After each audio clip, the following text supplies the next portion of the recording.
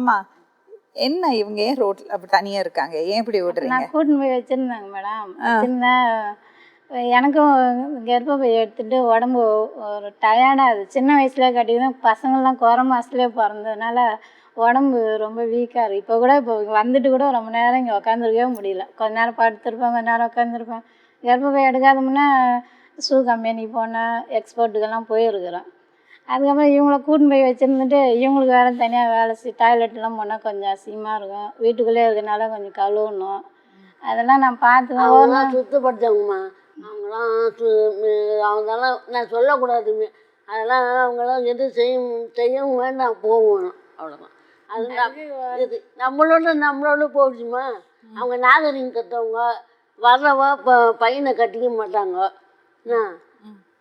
வர்றவ பொண்ணு பிடிக்கும் பிடிக்காது இப்படி இருக்கிறாங்கன்னு அசிங்கம்னு நினைப்பாங்க.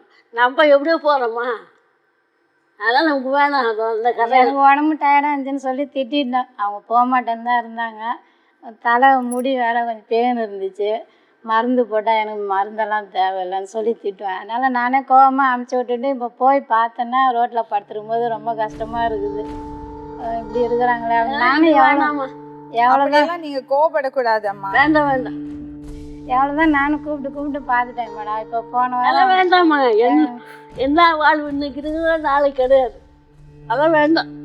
கொஞ்சம் சொன்னா கேட்கணும் இல்லம்மா.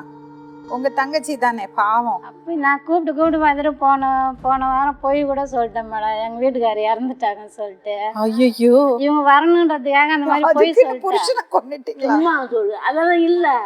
சும்மா அது சொல்லு. என் பையன்கிட்ட சொல்லி அனுப்பிச்சிருப்பேன். நான் செத்துட்டேன்னு போய் சொல்கிறா அப்படின்னு சொல்லிட்டு அப்போயாவது வருவாங்கன்றதுக்கு ஒரு இதுவாக சொன்னேன். அப்பயும் சரி என் பையன் அந்த மாதிரிலாம் பேச மாட்டான், போய் பேச மாட்டான். அதனால சரி நானே போய் நேரடியாக வீட்டுக்காரர் இறந்துட்டாரு, ஆஸ்பத்திரியில் இருக்கிறாங்க. தனலட்சுமி அம்மா தான் ரவுடி.